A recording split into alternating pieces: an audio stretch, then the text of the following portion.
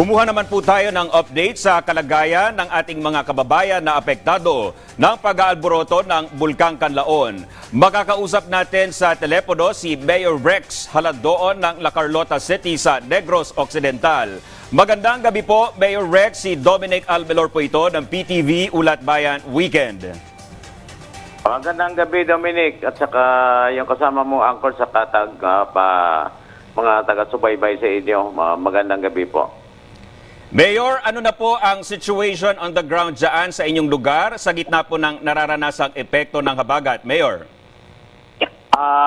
Dito ngayon, alert level 2 pa tayo, pero meron na tayong recommendation sa OCD na yung iba, preemptive evacuation na yung sitio. Kaninang umaga, nag-meeting ako sa incident command team namin at saka nag-order na ng preemptive evacuation sa 4 na sitio ng Barangay Yubo sa La Carlota City. Yung preemptive lang muna. Yung kasi alert level 2, pero yung problema kasi malayo, lalakarin pa nila pupunta ng evacuation center sa isang adaptive barangay namin dito sa ibaba. So yun yang alert level 2 na preemptive na tayo sa 4 na sitio sa Barangay Yubo. Yung problema kasi yung intensification ng southeast monsoon umuulan dito ever since kahapon. So problema tayo, parang walang evacuee na nang pupunta dito kasi umuulan since yesterday pa. Mayor, ilang evacuation centers po ang ating inihahanda para sa mga magsisilikas po, Mayor? Sa 4 na sitio, isang barangay, isang whole barangay evacuation center, isang city college yun at saka isang covered court sa isang barangay. Isang barangay lang muna yung yung mag-adapt sa kanila na sa baba dito sa amin, ang barangay lang 'yan, 2 evacuation center 'yon. Kasi ngayon meron din kasi secondary sa sa habagat, meron din kaming mga evacuees sa mga dito sa poblasyon at sa mga barangay hall ng ibang barangay. So nagsalo-salo na yung ngayon po wala bang preemptive yung sa volcanic, yung sa flooding lang muna. Meron na tayong evacuees dito sa poblasyon sa ibang barangay hall ng ibang barangay sa flooding. Okay, Mayor, sa inyo pong latest monitoring, kumusta po ang kalusugan ng mga naapektuhan ng pagbuga ng abo ng Bulkang Kanlaon? Ano po yung mga safety measure na ipinatutupad po natin, Mayor, dyan? Wala naman problema siguro, wala naman problema sila kasi umuulan So, siguro yung smell at sakwan hindi masyado. Wala namang lahar flow kasi almost 11,000 tons yung hindi mo makikita kasi cloudy yung So wala namang problema yung sa sa smell siguro doon sa taas posible kasi walang humpay na ulan dito sa amin malakas, merong matindi at saka meron namang malakas So wala namang problema siguro yung kasi yung recommendation ng OCD, yung vulnerable sector lang muna ipababain namin. Preemptive alert level 2 pa lang So, yung 4 na sitio lang muna ng yung vulnerable sector kasi malayo sa barangay yung sitio na iyon. So, prepare na daan for and then prepare for the whole barangay or the other barangay sa sa ibang barangay, yung isang barangay Araal, prepare na kami. Mayor, nakapagbigay na po ba ng tulong sa inyong lugar ang iba't ibang government agencies? Ano-ano po yung mga pangangailangan ng ating mga kababayan dyan, Mayor? Iyan, nakapreposisyon na, nagpadala na rito rin yung regional DSWD ng non-food at saka food pack items at saka meron din kaming local dito.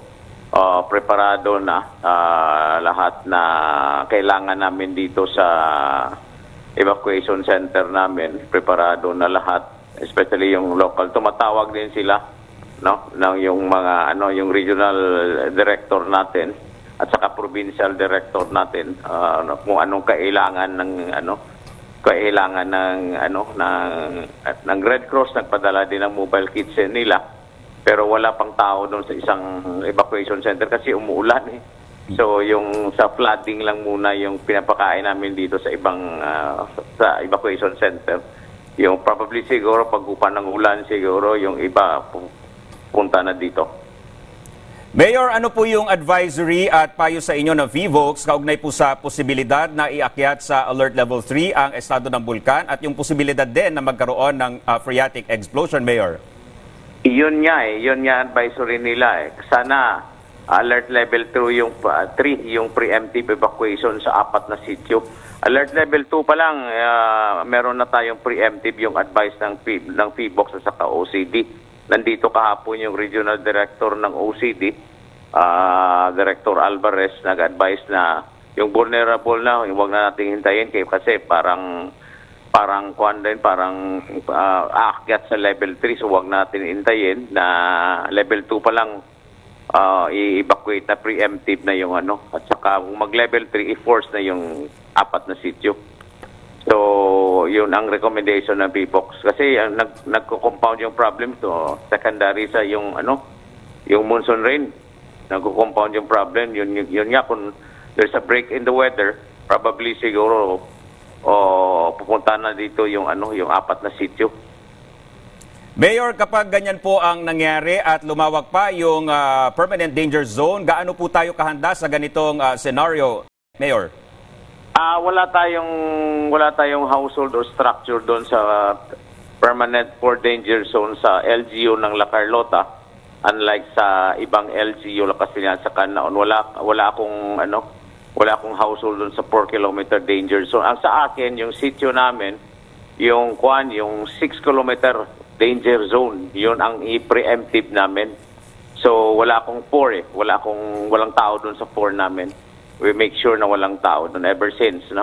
So sa 6 kami, yung kilometer danger zone, yun ang preemptive namin evacuation kung huhupa yung itong ulan. Mayor, bukod po doon sa mga nabanggit ninyo, ano po yung guidance sa inyo ng Office of Civil Defense daan sa inyong rehiyon sa posibleng mga senaryo sa mga susunod na araw? Lalo't po sa pagtaya na Pag-asa ay aabutin ng 6 na araw yung epekto ng sustained habagat, Mayor. Yung sabi nila is intensify na lang namin yung preparation.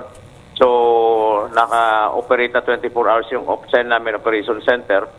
Saka yung Incidents Command Team, lahat na department kaninang umaga na met ko na preparation na yung transport at saka health at saka yung cluster response, lahat at saka yung barangay na magre-receive, mag-adapt sa kanila dito sa ilalim. So preparado na, no, yung kuan namin yung yung problema lang kasi itong ulan saka kuan, kung walang ulan to sana uuwi na sila dito at saka yung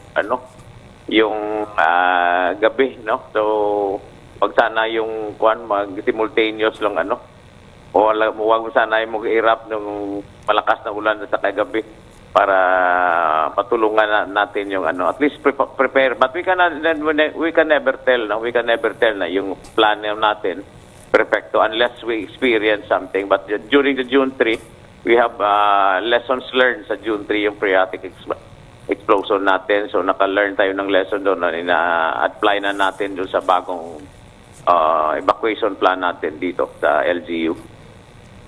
Alright, maraming salamat po, Mayor Rex Alandoon ng La Carlota City.